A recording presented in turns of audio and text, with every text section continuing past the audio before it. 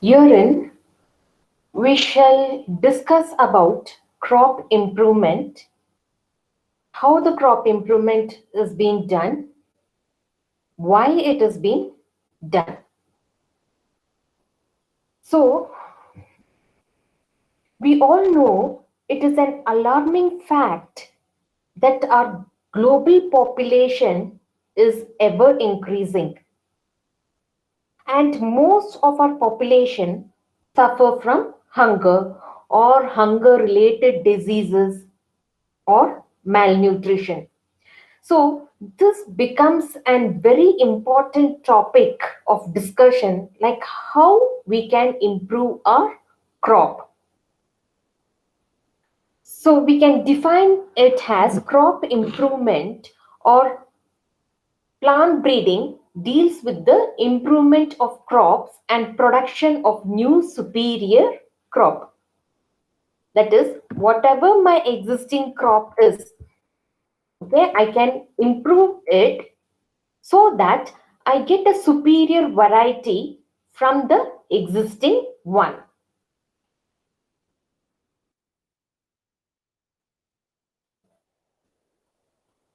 So if we look at the application part of it, our aim or our goal is to improve agronomically and economically useful characters in the crop plant.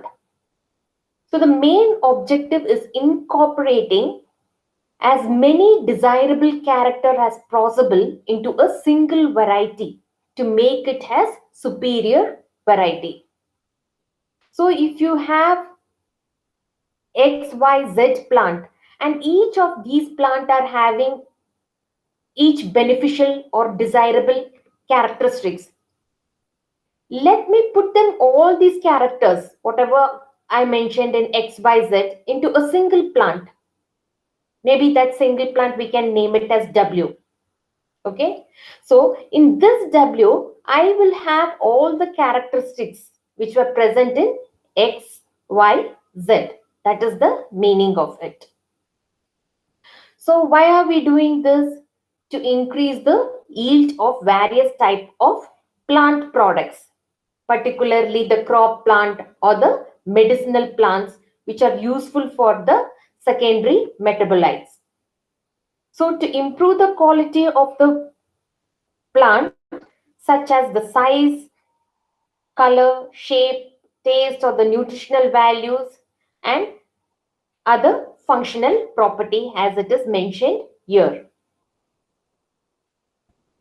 So our aim is to get a better yield, better quantity or quality, okay, and also a plant which can withstand abiotic and biotic stress.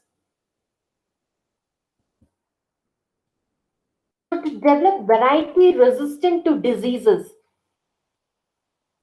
So my plant should be resistant to any type of disease or pest, drought, or it should withstand the frost or other environmental disaster to produce early mature crops for crop rotation purpose.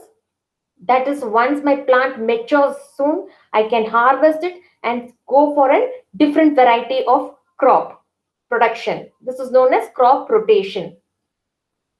Suitability of crops for easy harvesting, adaptability to wide regions are some of the other objectives. So,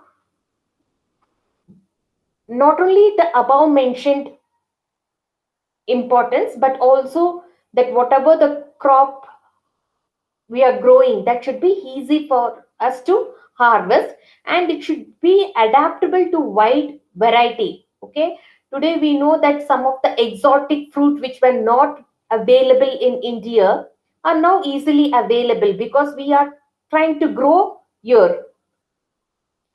We have made modification in those plants to see that they are able to adapt to our locality, our environment. So that is the meaning of the fifth point. So how can I improve the crop? or what are the methods for plant breeding? Okay, so it could be plant introduction, selection, hybridization, mutation breeding, polyploidy. We can use even tissue culture, plant tissue culture, and more importantly, genetic engineering. So these are some of the few methods wherein we can indulge in using these methods to improve our crop variety.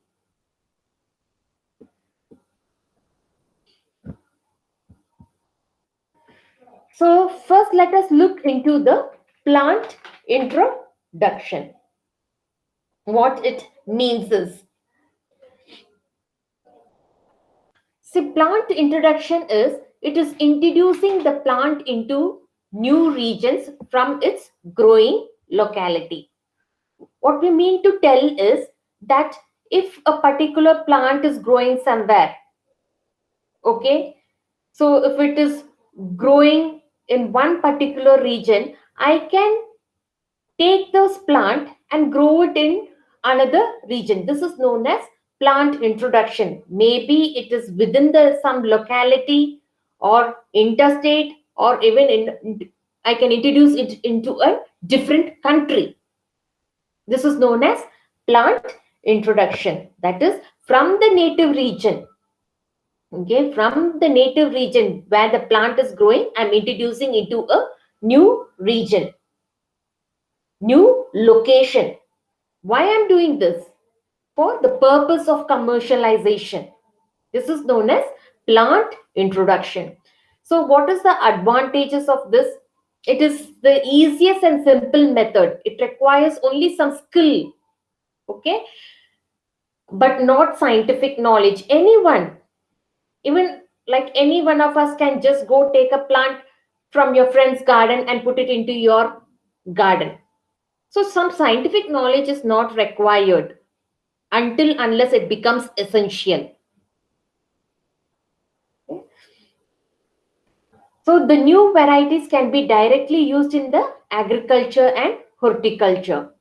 So they serve as a germplasm banks for crop improvement.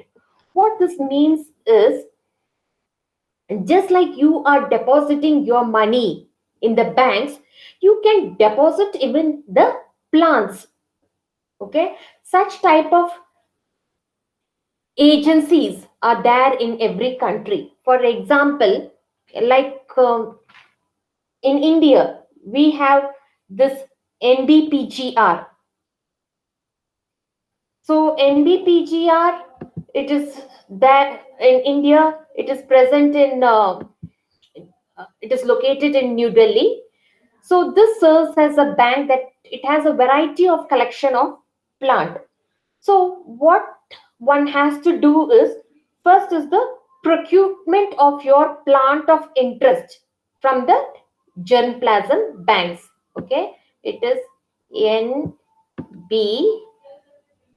okay, PGR, PGR in India.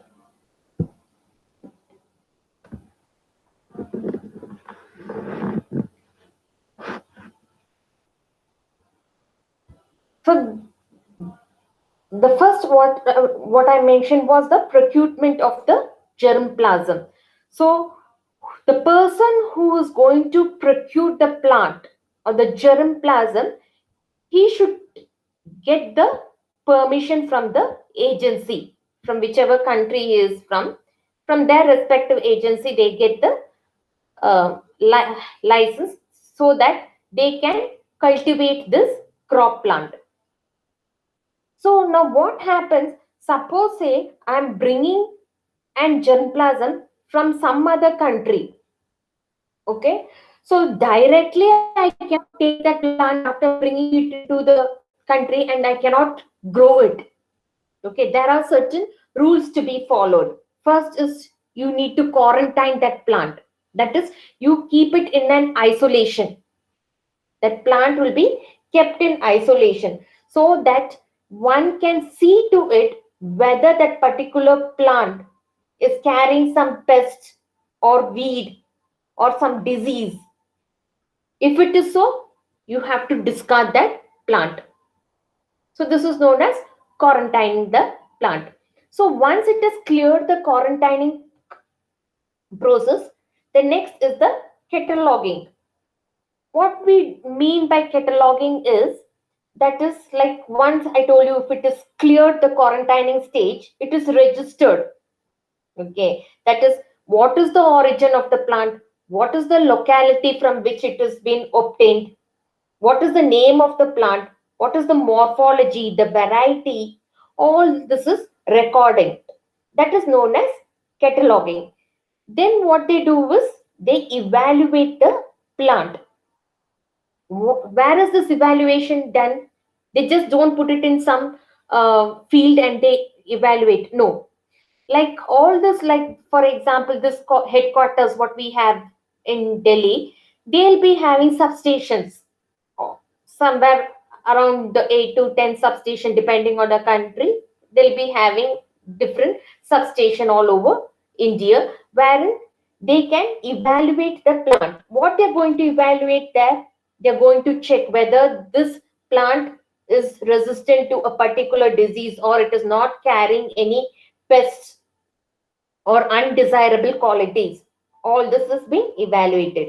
And when it gets clearance from the substation, then it is, that plant is multiplied and then it is distributed for cultivation. So when we do so, we find that the plant may be successful or sometimes there is limitation also. Okay, see, for the example, the limitation is that introduced plant must be acclimatized to the new environment. Acclimatize means get adjusted to the new environment. It is just like when you go to someone's house whom you don't know much, maybe you're not so familiar with them, it takes time for you to adjust. Okay, similarly the plants also, when they are introduced from the native region to a new location, it takes time to adjust to the environment. So sometimes it may not, that may serve as a limitation. Sometimes along with the introduced plant, pathogens and weeds also seek entry. That is why nowadays the quarantine step is very important. That is particularly when you're bringing it from different countries. Okay, we had this border checking going on in customs, what you are carrying, whether it is carrying some harmful agents. Because why this is very important is, we have seen this happening, this demerits happening even in our country. For example, this Icornia, Parthenium, these are weeds which were not present in the country, but it was introduced into our country. Okay, and also there was some tremendous outburst. For example, the bunchy top of banana, okay, which is a disease variety of banana which was introduced from Sri Lanka. Okay, or the late blight of potato, which was introduced into our country from the Europe. Or new pests may get multiplied. For example, the potato tuber moth, okay, that has become tremendously increased in our country, which was introduced from Italy. So when we don't follow the steps of quarantining or cataloging, evaluation, then we are introducing trouble. So hence we must be taken care to prevent the entry of such type of organism, and we have to follow the quarantine laws. So after this, what we do is we multiply, distribute the plant, then we need to domesticate this plant also. So this domestication is known as selection. So it is choosing the plant with desirable character for cultivation. So if there are many plants which are present, what desirable characteristic is required we choose that and we start cultivating. So the selection can be of two processes, natural selection and artificial selection. So you all know that natural selection was theorized by Darwin. Okay, that is the survival of the fittest, one which can fit into your environment, only that will be selected by the nature. Another is the artificial selection. So artificial means man's intervention is there here. That is, here we look into the genetic variability of the plant. What I mean to tell is, see, the more variable a plant is, how you get a variable variety of plant, it is because of cross pollination. Okay, so the more variety the plant is, more variable it is, then easily it can adapt to a new location, and this we can get it by cross pollination method. So what we mean to tell is, cross bred plants show superior quality. Now what are the ways in which we can go for this artificial selection is, one is the mass selection. Okay, so in mass selection what we do, the farmer every year he selects the best appearing plants in his field and collects the seeds from those plants to raise the next generation of crop. So here always the heterozygote, okay, it is the best variety. So in order to get this heterozygote variety, it almost takes 8 years for improving the crop. So once again, I shall tell here, for example, see this picture, this is his field. Okay, he will see through that in his field which plant is producing a very good yield. For example, I'm telling here. So suppose that this plant is producing a high yield. So what he'll do is, he'll collect the seeds from this plant and he will sow it. So like this for 8 years he'll be sowing, and only then the best variety, okay, it gives you a guarantee, okay, this is the best variety, and then that is how the improvement is done from a mass selection. So you select a healthy plant from a mixed population, you collect the seed, multiply it. That is known as mass selection. So the advantages is easy method of crop improvement. There is no scientific knowledge again, except for amount of skill for that farmer. Okay, but the limitation is, selection is based only on phenotypic character. So what did he do is, he went to his field, he saw the which is the best variety, which is producing more yield. Here, for example, what we took. So phenotypically, he has selected the plant, not genotypically. That is why we are telling that here it involved only skill, not scientific knowledge. But if scientific knowledge is also involved, then what? The genotype also will come into the picture.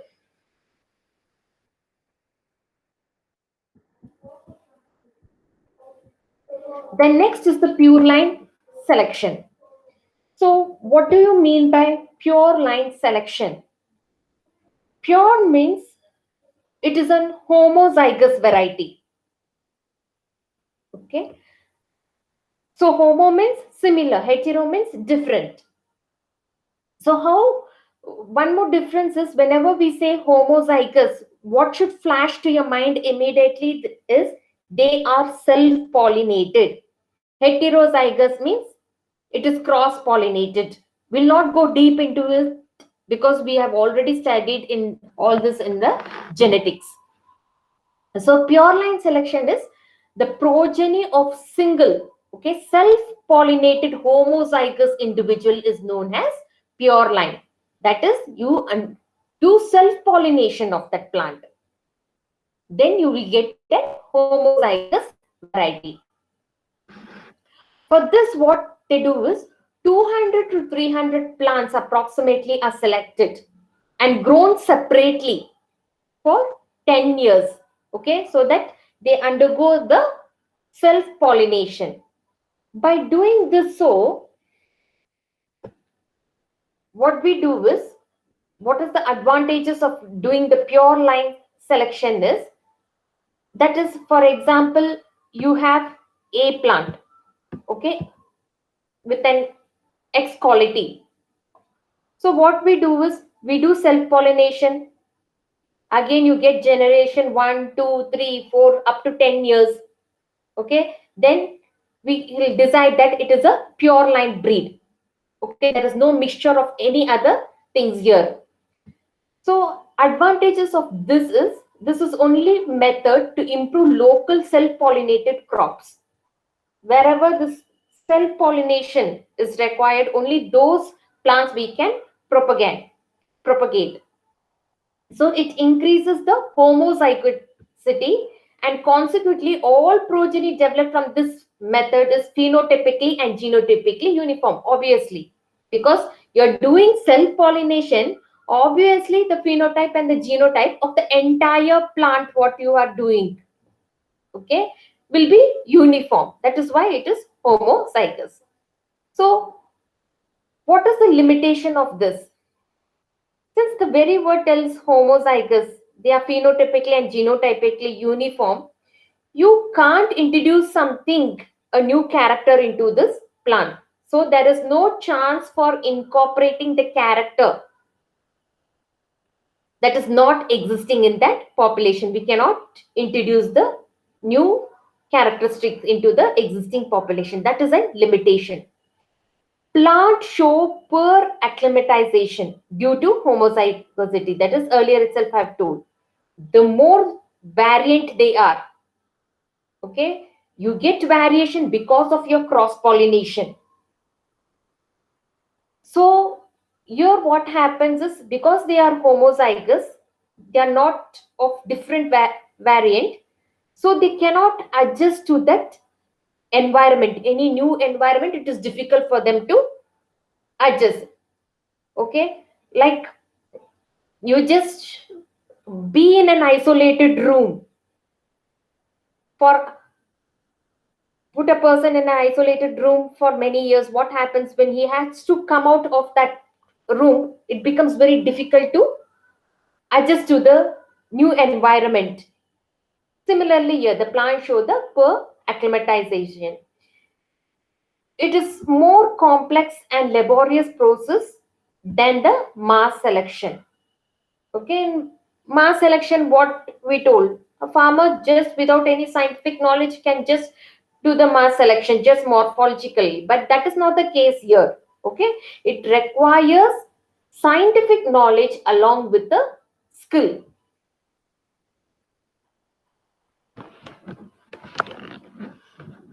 So this is just an pictorial diagram, okay, like how they are doing this pure line selection. Once it is, you select a variety of plant, you bring them separately for isolation so that the self pollination occurs, and then if it is fine with it, you go for the multiplication of that plant. Another is the clonal selection. Still we are dealing with the selection topic. Okay, so we finished with the mass selection, pure line selection, and then clonal selection. So in clonal selection, the very word clone, what it is genotypically they are identical, and you have got how clones are produced by asexual reproduction. Okay, in the plant we can go for vegetative propagation, which will give a clones. So in clonal selection, a group of plants obtained from a single plant by vegetative propagation is called as a clone. Individuals of clone are phenotypically and genotypically same, but in heterozygous condition. So here what happens, you have a clone of plant. Okay, from there, whatever the desirable clone is there you want, you select it. Once the scientists select that plant, what they do is they grow it in the substations for 3 years for testing period.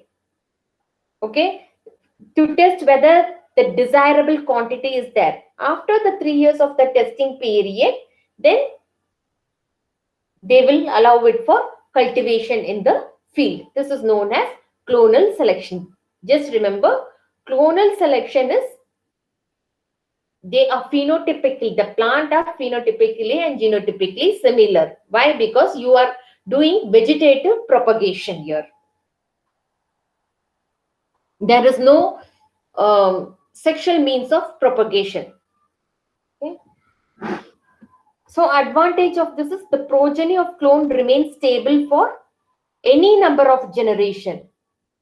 Hybrid vigor of progeny can be exploited for any number of generation. Again, in detail I shall explain what we mean by hybrid vigor. Just keep this in mind. What is the limitation? It is limited only to vegetative plant. Okay. So as we told here in pure line, what happens? Like only those which can undergo self-pollination, only that comes into picture. Here what? Only that can undergo vegetative propagation. For example, your sugarcane or rose plant, potato or bulb or any other tuber, which all we means we can grow it by vegetative propagation. Only those plants can undergo the clonal selection. And there is no scope for producing new genotype. So you know that why no new genotype is there. Because these are all vegetatively propagated and we have told we have defined what is a clone is. So there is no question of a new genotype here.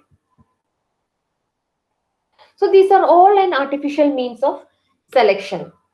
So based on basic Mendelian genetics, where two plant types or the same species are crossed to produce a better plant type. So this example itself shows you that how man has selected between crossing two different varieties and getting a new variety of crop plant.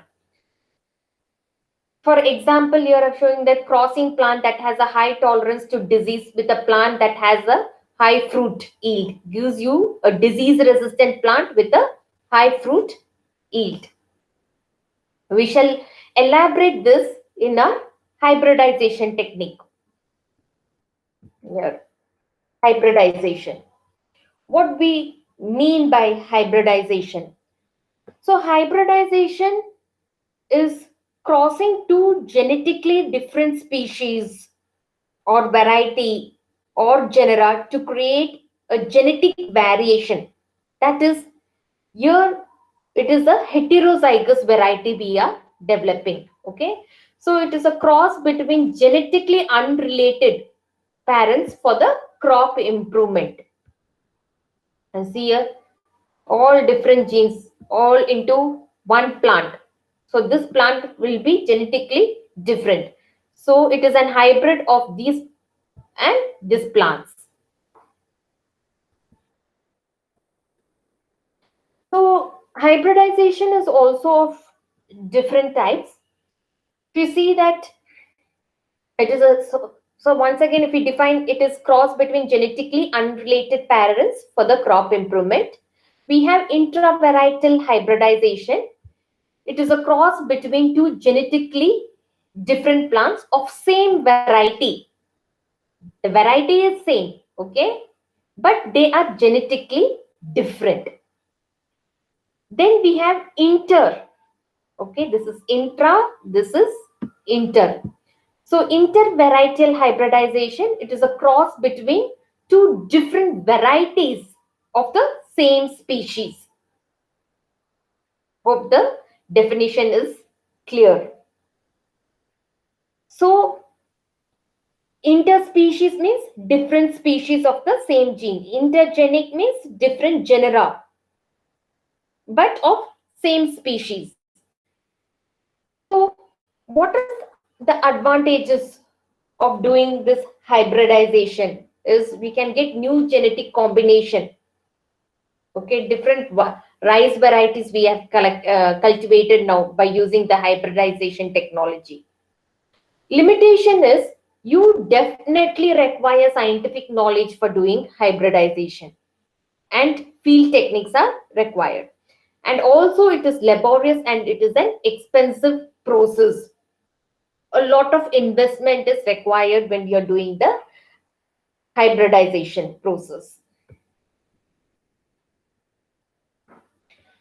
So here what happens is the selection should be adopted, like both qualitative and the quantitative characters should come into the picture. So when we are looking for this qualitative and quantitative character, what it becomes highly time consuming.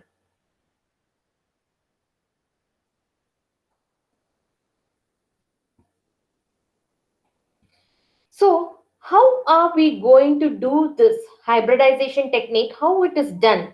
Because we told that we require scientific knowledge for it. Okay. So the first step in hybridization, what we do is the homozygous plant with desirable character must be selected as parents.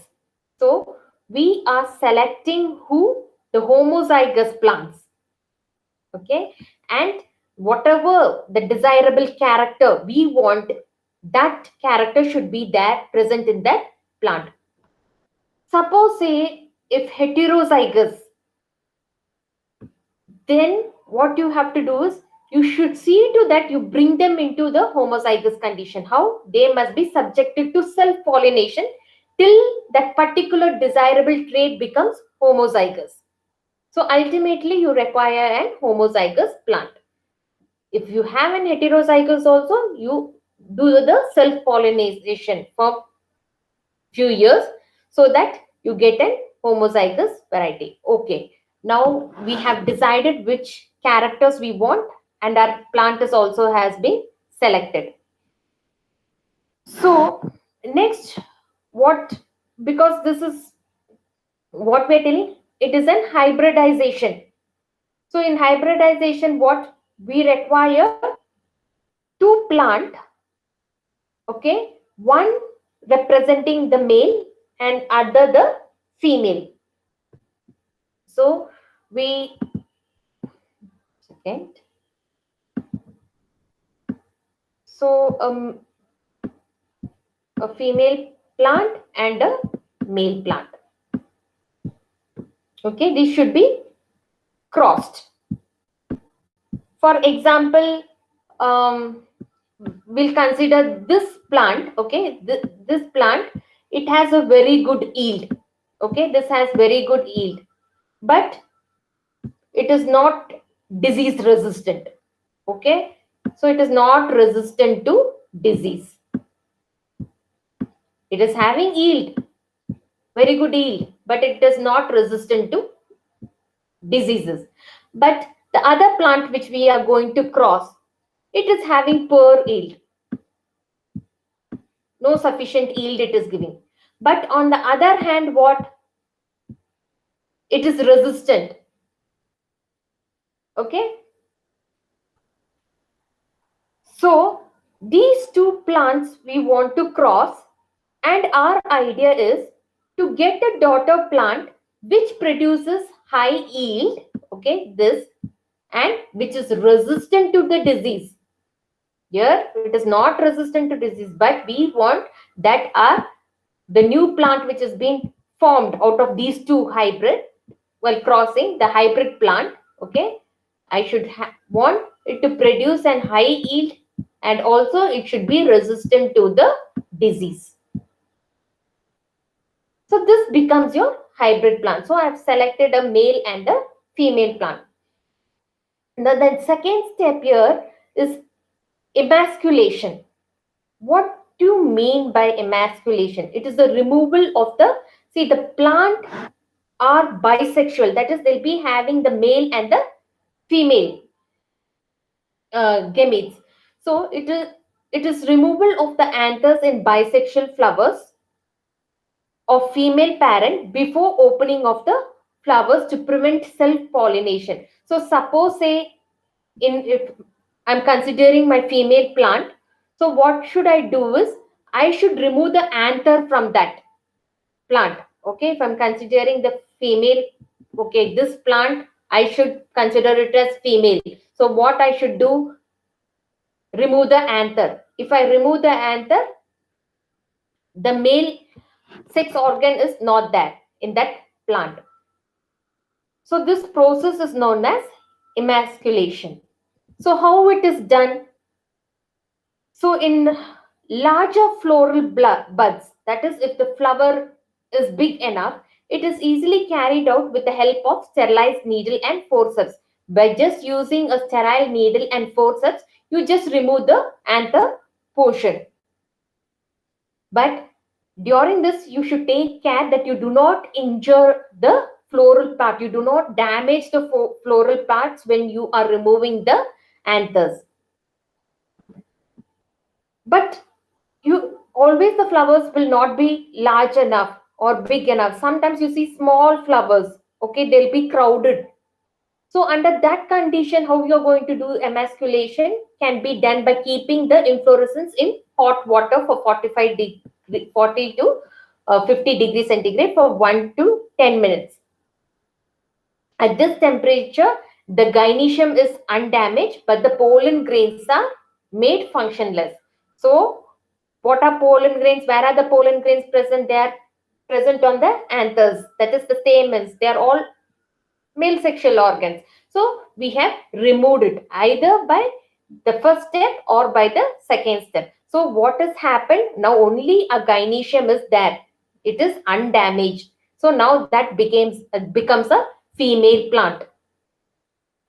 So similarly, in the male plant also you have to do the same, so that only then you can designate it as a male.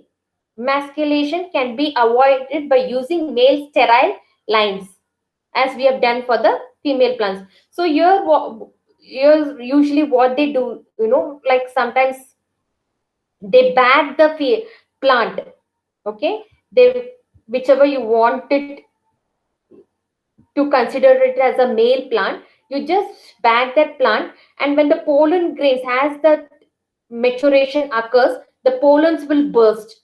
Once they burst, what happens? The pollens will stick on to that bag into which you have wound your plant.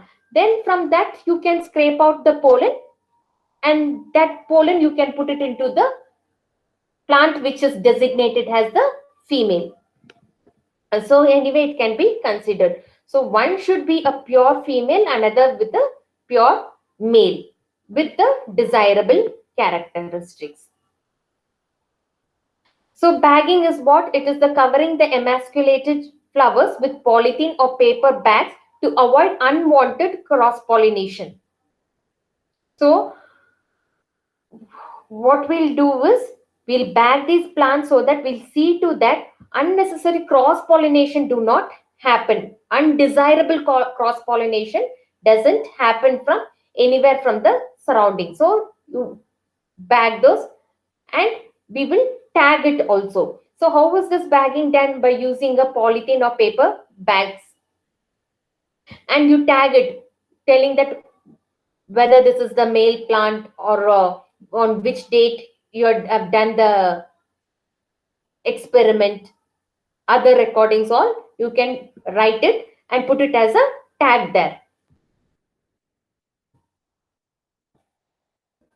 So then what can we do is, after this all is done, then we can go for the hybridization process, that is the crossing over.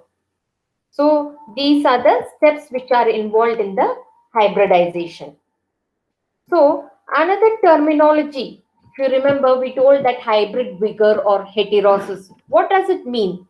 It is the superiority of the hybrid over its parents. Okay, so what hybrid? So A and B plant I have crossed. Okay, suppose an A plant and a B plant, when I cross, whatever the hybrid variety I am getting, okay, this hybrid plant should have a superior characteristic which was not present in A and B together. So that is the entire idea behind the hybridization, right? What was not that we are bringing into it. For example, I showed you that high yield, resistant variety. So individual, one parent was having good yield, another parent was having the resistant variety. So when I did crossing over, I got a hybrid variety and that had both the characteristics. So this daughter plant or the new plant will be called as a superior variety, and this is known as the hybrid vigor. So what is the reason behind this hybrid vigor is the presence of more number of dominant gene or heterozygosity. Because of the dominant genes or the heterozygous varieties which are present, okay, because of that you get the hybrid vigor. So you can see here how we are getting an hybrid vigor is the hybrid plants obtained upon crossing the plant, the parents must be individually subjected to selfing for 5 to 7 generation to obtain homozygous inbreed lines. Okay, so you get an inbred lines. These lines show inbreeding depression. What it means to tell is, for example, whenever we are doing this crossing over, okay, so after we have done this crossing over, we are subjecting that particular hybrid. Okay, I got this hybrid variety with all the good qualities in it. Okay, I have all the good qualities in it. Now what I'll do is, in the next step, okay, I have all the good qualities. In the next step, what I'm going to do is, I'm going for a continuous selfing, self-pollinating of this good variety.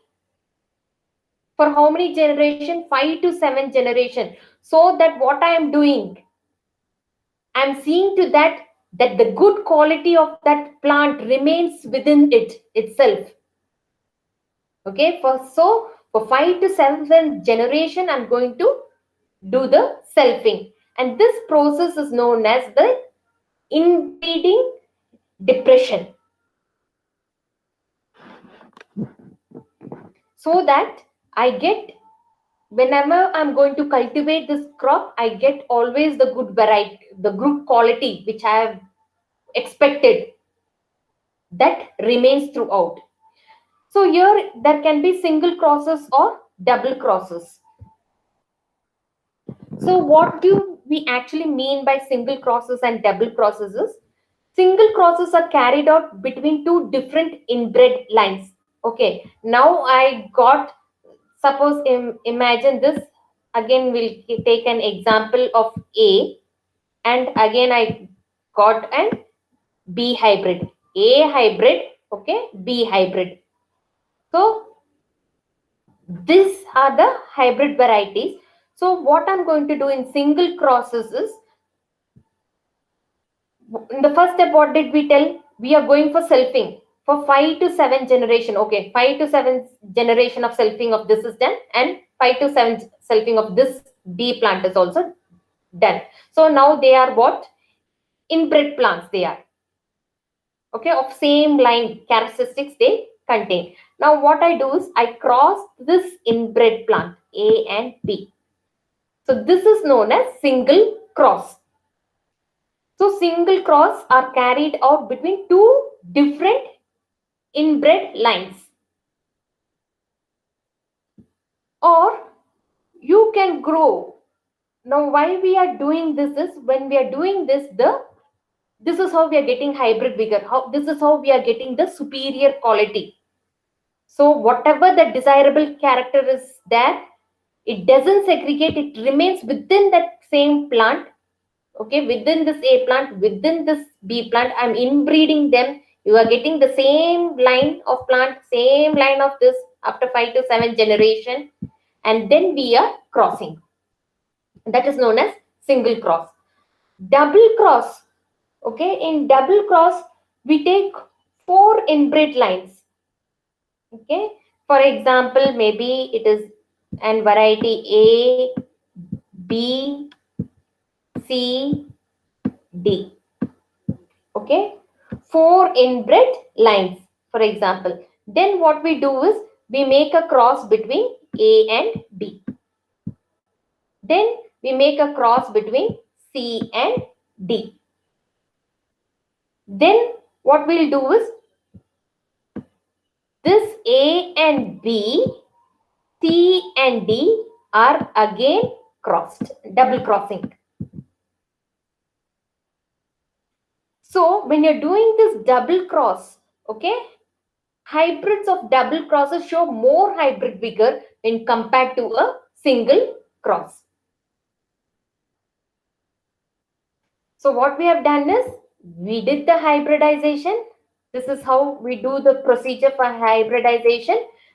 Then when you do the hybridization, we get the new plant which is having all the characteristics. And then what we do is we go for the selfing of that plant. Okay, as we mentioned, like 5 to 7 generation. Then we can go for single crosses between two lines, two different, okay, two different inbred lines. Otherwise, we can go for a 4 inbred lines. That becomes single cross and double cross. Okay, with this, we'll conclude today's section.